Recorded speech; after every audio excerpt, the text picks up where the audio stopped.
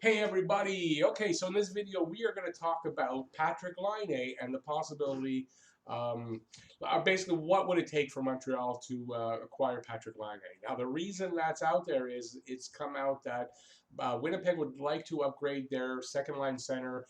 I believe he's been Brian Little, who I think is out with injury and won't either be back for the start of the season, and isn't really a second line center, probably more like a third line center. So they'd like to upgrade that position, and they need help on defense.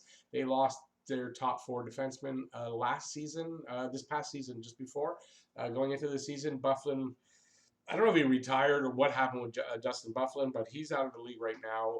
Ben Sherrod, who signed here in Montreal. Tyler Myers, who went to Vancouver, and I'm still struggling on the fourth guy, but they lost four of their top. Jacob Trouba, who they traded to the New York Rangers. So they did receive Neil Pionk back, who did a really good job this past season, but they still need help on defense.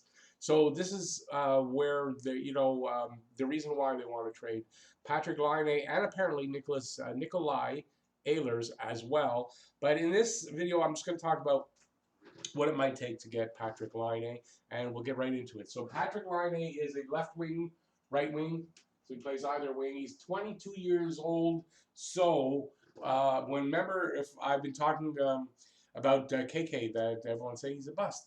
Now, a lot of people say he's a bust. He's not a bust. He's only 20. Well, this guy is definitely not a bust, but he's only 22 years old. He should only be getting a lot better when you consider that. He has 1 year left on a 2-year bridge contract that he signed at the beginning of this past season, or in the off season between 2018-19 and 2019-20. They had a lot of trouble negotiating, and there was talk back then, last off season, that he would be traded and that Montreal was interested. So we've kind of been through this. My position on this last time was no. I didn't like his attitude. I didn't know enough about him, honestly. Didn't understand at the time, seriously, the value that he actually brings to the team. And I was an unequivocal no. Here, we're going to go through this, and I'm going to decide yes, no, or maybe for me.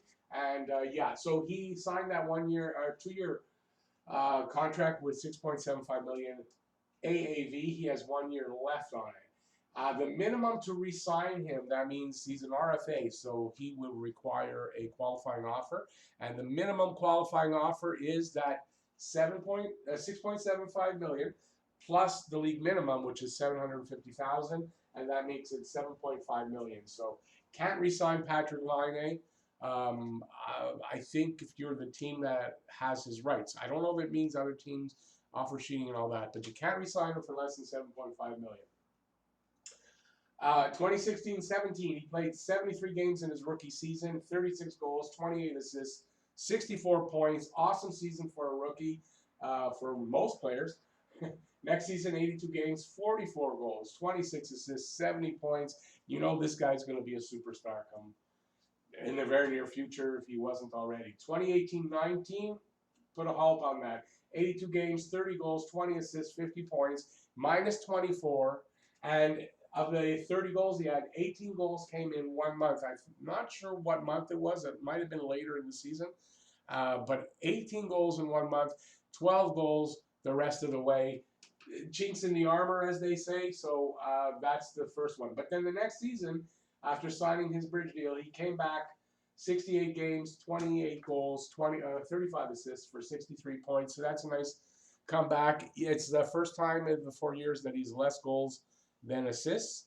And he did sort of broaden his game, and it's more well-rounded, and he can play a little bit on the defensive side now, apparently. And yeah, so that's 305 games played, 138 goals, 109 assists for 247 points, and those are awesome totals, especially in your first 4 years.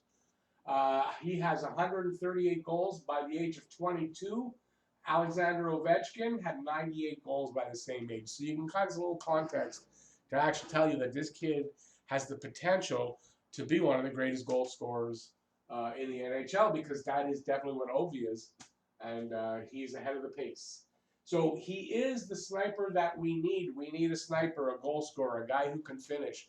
Yes, he's from Finland, so there's no pun intended, but we need a guy who can pull the trigger on a regular basis. He definitely has the ability. He has a wicked shot, and he can score from pretty much anywhere. He produces on the power play, and he produces in the playoffs. I don't have the power play numbers. 48 games played in the playoffs, 16 goals, 16 assists for 32 points, and that's pretty good numbers, but for anybody in the playoffs. At 22, almost certainly, certainly, he hasn't reached his ceiling yet. At 22, it's unlikely that he's hit his career high yet, so he's still got a long ways to go. He's still got great potential in him.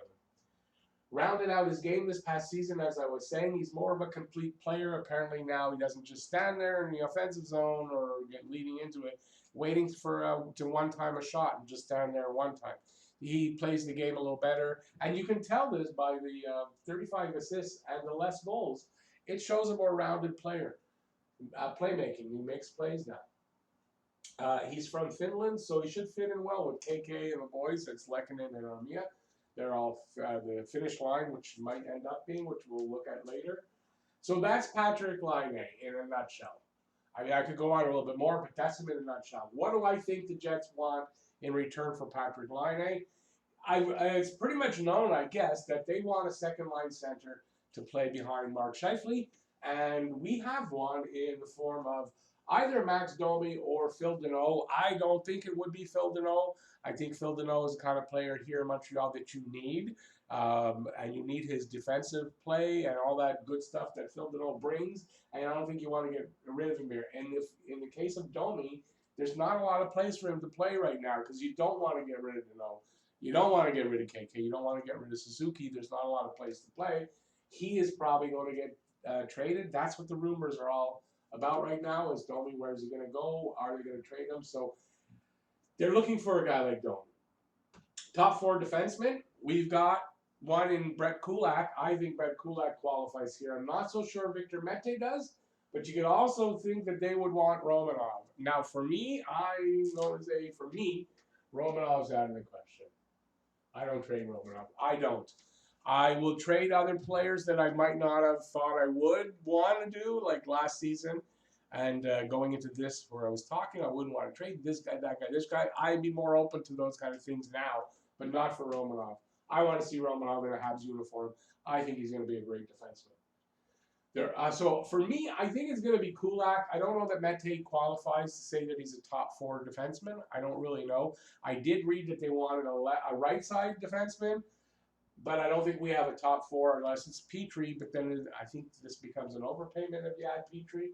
So I'm looking at Kulak. I think Kulak qualifies there. They're going to want a first-round pick. Now, before you say, first-round pick with all that also, you know what? If the Habs get Laine and then they finish in the playoffs or they make the playoffs and they say win one round, that pick that they're going to give away here is not going to be the greatest pick. It's going to be in the 20s, either low 20s or high 20s. And if they're lucky and they go all the way, it'll be 31. You're not giving away the best pick. It's not that bad. And even if they asked for two of them, I could see that too, but I don't think that would be.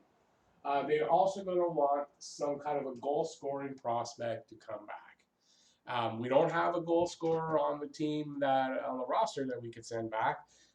There's only one big goal scorer that could remind you anything of Patrik Laine, and that is Cole Caulfield. And I don't see them trading Patrik Laine to Montreal without asking for Cole Caulfield. I just don't see it, so you have to be willing to do that. What would Montreal get back? Montreal would get back Patrik Laine, but he only has 1 year left on his contract. There's no way you make a trade like that, giving up that stuff for a guy that could walk in a year.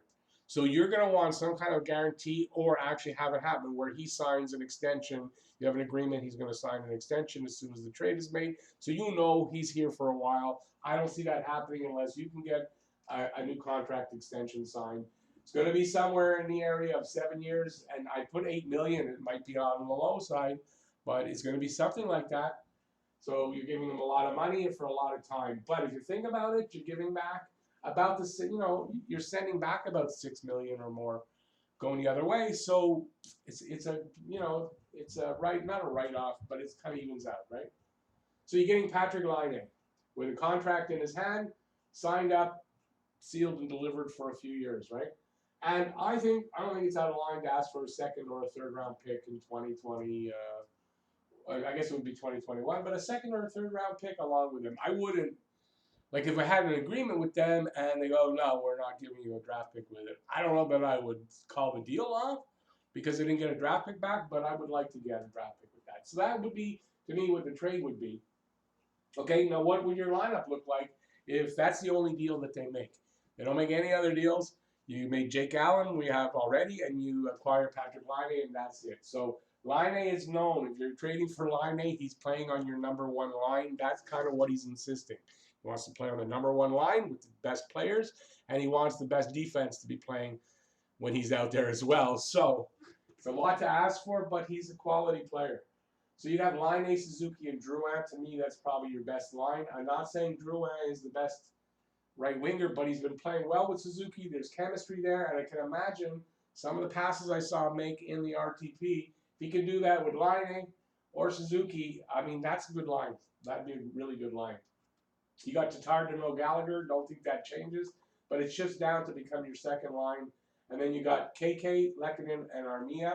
I don't think I'm ready to put KK as my second line center just yet. He'll have to earn it by either playing that so well in the during the season that I have to shift him up, or he's gonna take it within another season or two. But I'm not starting the season with KK on second line center. Third line, you got Evans. Still got Byron here, and you got, this is the weak point. I had to put Wheel. There's nobody else really to put in there right now. Don't forget Cousins, Thompson, like they traded away guys because they didn't know that they were going to be in the RTP. That leaves some holes right now, but that's, that can be filled in. There, when I said no other trades, I meant no other big trades. I think you make trades for bottom six players, no problem. On defense, you'd have Sherratt and Weber. You're gonna have Mete or Kulak, depending on who you trade. I think it's gonna be Kulak if they make this deal. Mete, Petrie, Romanov, Fleury, Juleson, with Romanov probably by midseason being second pairing guy, and Mete dropping down, and of course Price and your newly acquired Jake Allen as the backup. And I think that's your lineup if this is basically what you're doing there. So now the question for me becomes: do you make that deal? Say this is the deal you offer, or this is what they're asking for. Domi, Kulak, I'm going to put it up here. I brought it here. So this is the deal I'm looking at. To Winnipeg, Max Domi, Brett Kulak, Cole Caulfield, and 2021 first-round pick. Coming back, Patrik Laine with contract in hand, and a second or third round pick in 2021. But like I said, I'm not like canceling the deal because of that. It's not a deal breaker if they say no, or they go fourth or fifth round pick. I'd take that as well. And this is basically your lineup. I think this is your lineup. This is the deal, and it's a yes, no, or maybe. So going into the season, I would have said no on Patrik Laine. 2 weeks ago, I probably would have said no on Patrik Laine. But now there's been a lot of talk about whether this is going to happen or not. And I've thought about it a lot, and I've kind of changed my mind because I think if that's the deal, I think I'm going yes on Patrik Laine. He improves your offense. He's that shooter you're looking for, the goal scorer. I think you can't say no to this deal if it's like that. If they're asking for a lot more than that, that changes things. But this is my deal. This is what comes back. If they agree to that, I say yes. There you go. That's my video, whether Montreal should acquire Patrik Laine, if they could, or not. If you like it, give a thumbs up. And while you're at it, can you leave any comments you may have? What do you think of my offer?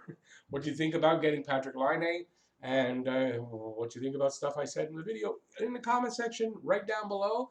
And while you're down there, if you're new to the channel or you haven't subscribed yet, please subscribe and ring that notifications bell. And that's going to get you your daily fix of Bleu Blanc Rouge right here at Talking Habs. Thanks for watching, everybody. Really appreciate it. Please stay safe out there so you come back and watch more videos. And peace out, y'all. See you next video. Bye, everybody.